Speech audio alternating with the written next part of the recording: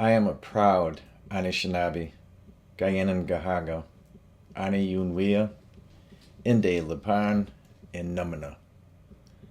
No, I'm not playing the game of federal recognition. I am not prison enrolled as a member of a tribe federally acknowledged by the United States of America in their pursuit of lust for resources. I am not enrolled in that wicked scheme, and it means nothing to me. I continue to try to reestablish relationship with these beautiful communities and cultures. Location, honoring of their land, my lands. Learning their languages. Thank you. I have to relearn them all. And true love, unity, is my focus. I am devoted, investing years to relearn these languages and rejoin the original understanding within these communities. I have attempted to live physically among some of their communities with very mixed results due to the games played and preyed upon our peoples by the United States. That'll be a different video. On my mother's side, our community and culture is the Anishinaabe, by way of the Abenaki, the Odawa, and the Ojibwe transitions that my ancestors experienced being pushed off the East Coast. On my mother's father's side, we are Gayanan-Gahaga, Mohawk. My great-great-grandparents, Wapoon and Ķiqiqameewisigam from Montreal, and their parents from the coastal area of Maine. Their child was named Namid, my great-great-grandmother, born near Ottawa, Canada, and Namid's daughter, born near Algonquin Provincial, Canada. Gayanan-Hawi of the Mohawk, Haudenosaunee, was born near Indian Lake, New York, in the Adirondack Mountains, with long lineage from the Haudenosaunee. On my father's mother's side, our people are better known as the Cherokee and Comanche, but we know ourselves as the Aniunwea, the original peoples of that land, in Numina.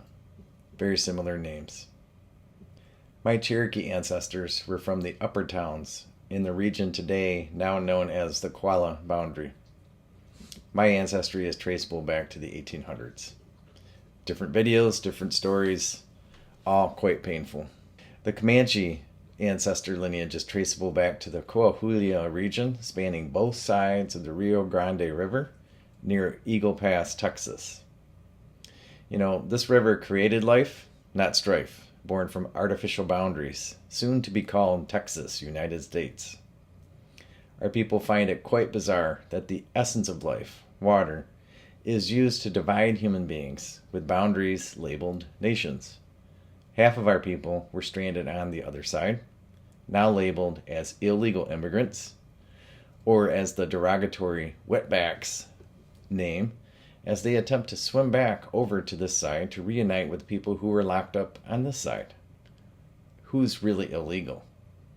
Who left Europe forever, abandoning their homelands, their ancestors, their history? Maybe for a good reason. Who's actually on stolen land? Different video. My great-great-great-parental lineage binds me to the Great Lakes. My grandfather was Mamasinnajawan, a Wyandot Huron prophet that wandered the East Coast during colonial strife in the 1800s. My great-great-great-grandmother was Nawatohiata, which is my spirit name that was handed down over 3 deathbeds, and I honor accordingly. She was from Tahlequah, which means a very rare peace and serenity. The ultimate line that gave me my spirit name, very loosely translated to English as harmony. My name really means deepest awe and gratitude, flowing within balance, serenity. My ancestors had 3 unfortunate storyline conflicts and crossings with Europeans, but the outcomes made it possible for me to be here, so I'm ironically grateful. My mother's father is the outcome of a missing, likely murdered indigenous mother from Mohawk territory. I'd like to think that it wasn't my own blood that committed the murder, my Irish great-grandfather, but likely just another missing murdered indigenous woman statistic. Again, her name was Gayanan-Hawi, which means carries her footsteps, leaves no trace. She went missing in approximately 1919 near Niagara Falls, New York. I cherish my adopting Irish grandmothers, Rose and Minnie, for accepting my grandfather Roseman, born out of wedlock, and accepting him into their family. I would not be here if they hadn't been so loving and gracious. I cherish and greatly respect the Irish feminine energy because of this. My understanding of their original pre-monarchy culture is restricted to what I can read and experience directly today in this highly distorted and hidden unreality. My mother's mother died giving birth in 1939. The birth record was not recorded properly due to her non-citizen status, neither a member of U.S. or Canada. She evaded boarding school authorities for 20-some years prior, thanks to Namid, my great-grandmother, finding refuge among the Odawa in Michigan. Namid had a brief encounter, likely a rape, near Algonquin Provincial Park by a Canadian Frenchman. His parents were born directly in Strasbourg, France. Only a vague reference to him exists on the birth record. Father may be first last name, the rest being verbally transmitted across generations. I have no cultural transmission from the French, and only bad masculine energy demonstrated of what not to be. I reject ties to France, with the only obvious clue being my wavy hair, as I have made attempts to grow it out. Thanks, France. I intentionally traveled to Strasbourg, France for 3 months on a work assignment around 1999 to settle the energy of this part of my storyline. My mother's storyline was full of immense pain, abandonment, and essential needs strife. Despite, she showed me the powerful role of original women surrounding the Great Lakes region, passing along the Anishinaabe values, teachings, and for my 7th birthday, she shared info that would rebind me to our true history forever. My life mission is to end the patriarchy's dominating pain by restoring healthy masculine and feminine energy within humanity that now occupies my homelands. On my dad's side, the colonizing mindset overwhelmed my Comanche great-mother. She was abandoned by her drunken, legally wed husband, Louis, from Italy, leaving her with one child at age approximately 2. Soon after, she selfishly abandoned my grandfather when he was only 4 years old. I reject any ties to Italy as a result. Another fine example of wounded male energy role modeled on what not to become.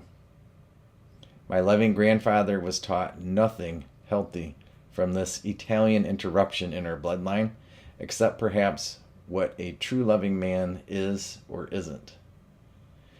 My grandfather played forward healthy male energy unto my father.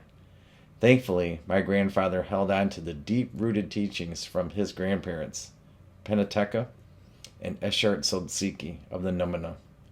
He passed these along to me directly and indirectly through my father, with him often unknowingly sharing this wisdom in very abstract ways, since he wasn't raised in their culture officially.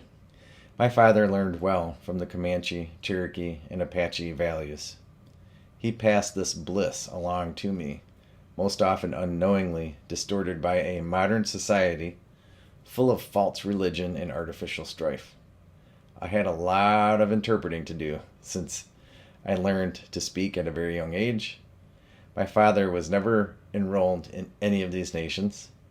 He was hidden intentionally under a false Spanish identity through my grandfather's own adoption. This was to help him evade the boarding school systems during the 1940s, and likewise his father, Blas, was raised in the 1900s.